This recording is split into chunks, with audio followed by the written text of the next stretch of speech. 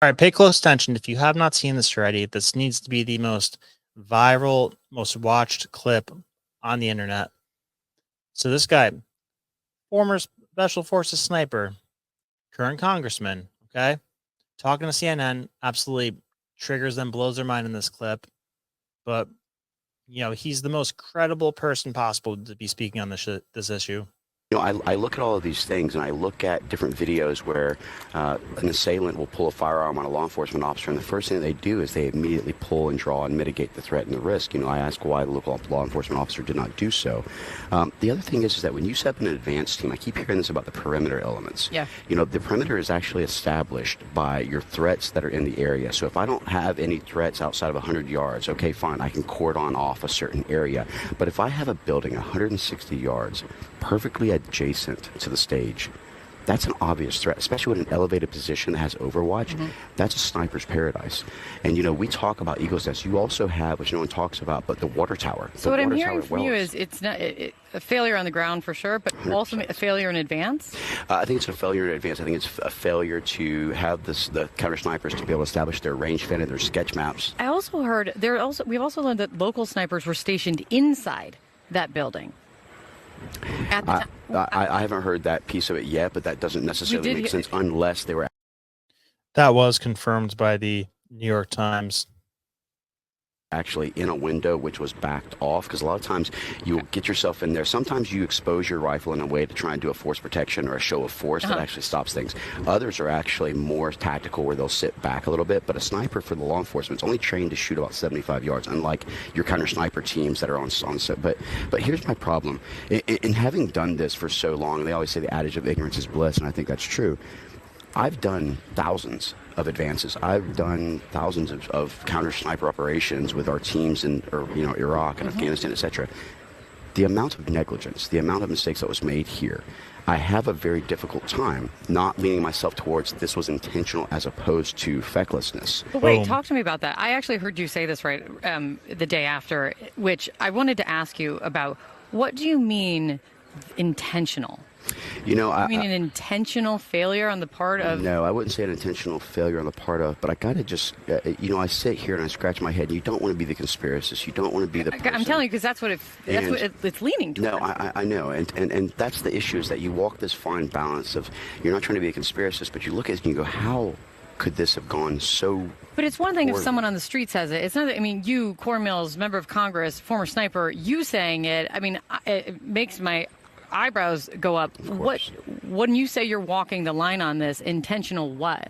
It almost seems to me, and I think that an investigation is necessary at this point within Congress, not just the FBI, not just others. I look back at it and I'm thinking, all right, for an individual, if you looked at the escalations and how they are trying to approach him, let's just say that it was like, okay, first we want to censor and silence you, then we want to indict and imprison you. Now we're attempting to kill you and take you off the stage. Whoa. You, let's slow down. Please. I'm hearing two things from you. I don't want to jump ahead of things, but I'm also hearing you jumping ahead of things. Well, actually, I'm just looking at all the different possible capabilities. One of the things as a military member, one of the things as a person who's running the special operations communities before, one of the people who's actually done this is that you look at all potential analysis, right? Donald Trump and his team have said, do not, no, I agree. Dial it back. Do not blame this on Joe Biden. Oh, well, actually, I didn't say Joe Biden, to be completely Who's the clear. they then? Let's be very specific. Well, that's what the investigation has to do. Was it local Deep law enforcement state, that had made mistakes, or was there something to it? Was there other types of things that we need to be analyzing or looking at and providing analysis? My point is that when something's so significant, you're talking about something that hasn't happened in decades, right? I totally... But my point is this. From a perspective of someone who's actually conducted these are not difficult advances. This is not like I'm putting together a stage placement and a tight shot. This is about looking at your surroundings. What is my green, yellow, and red route, which is your routes out in case? What is my actual elements that I need to be looking at as far as mitigating threats or risks or increased levels? Where's my range fan for the sniper that says, okay, here's my 100, my 200, my sketch. Here's an area where someone could shoot. Because here's my thing. So you're Let's saying, just say it's a Royce element. You're saying this is so basic panic that how big the screw up was, that's what's leading your brain down this That's road? exactly right, in a way. Look, but because here's the other thing. Let's Tom just say Emmer it's was a just on. resource. Tom Emmer was just on with me, and he said very specifically to me, I wrote it down. He said very clearly, it is too early to be talking about who is at fault and who is responsible. That's why an investigation is necessary. Why? Is it not dangerous? Is it not reckless to even be throwing around the word intentionally? So to question things as we do an investigation is recklessness, because at that point, then should we never question anything? My point is this. I'm not trying to be PC. My point is, in the political environment that we are in. What would it have taken, right? Let's just say that resources was limited. Let's go with that as a reasoning. So how many times have you seen where they just put a police car inside of a parking lot with not an officer in it and just leave the lights on as a deterrent? Why couldn't that have been a simple thing that was placed in? Why couldn't we have? I'll do one better than that real quick. Guess what was happening inside of the building that the sniper was on top of? So according to Forbes, 3 snipers were inside the building that the shooter was on top of. I guess just sitting there having coffee. Okay. But wait, there's more. Local police were inside the building that the shooter was on top of.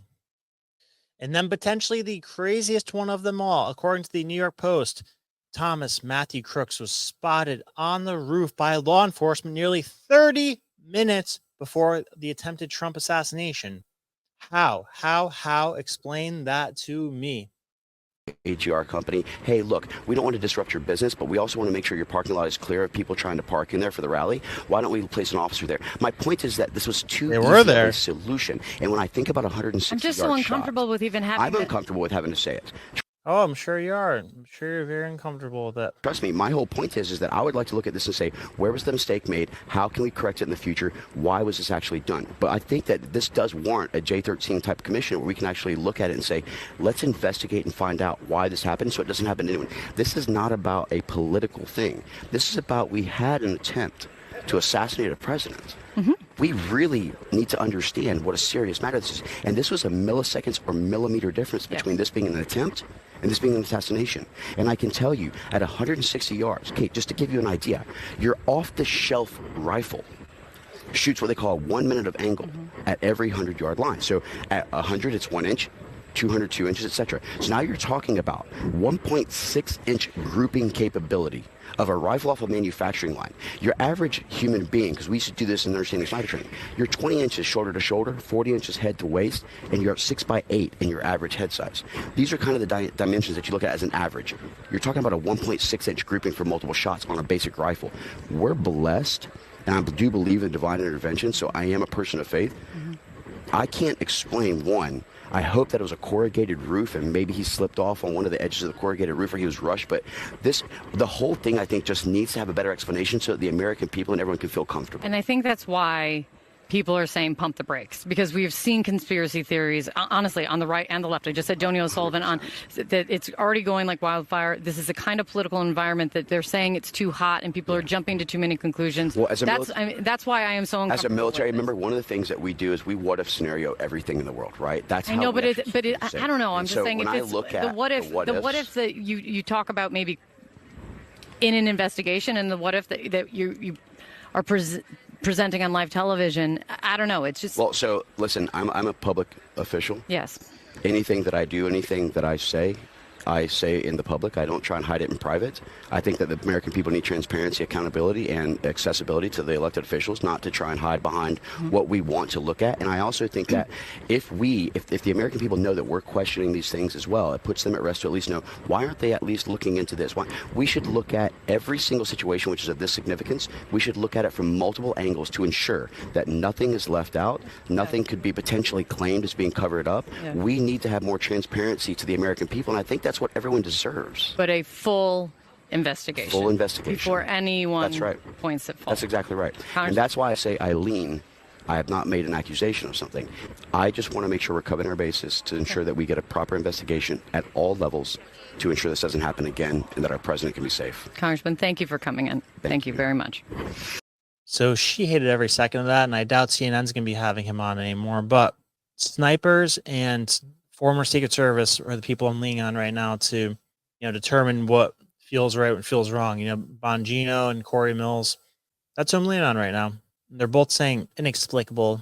And I mean, common sense tells you it's inexplicable too. So to say this wasn't a stand down order feels insane. One thing's for damn sure.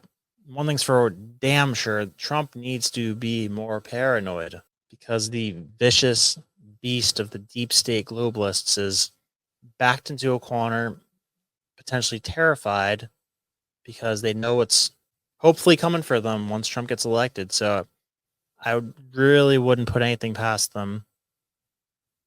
They have a wealth of resources, and their Bible is the book called The Prince by Machiavelli. All ends justify the means. That's what they believe. So do not take that lightly. Do not feel like he got off. He's good now. Do not lose paranoia.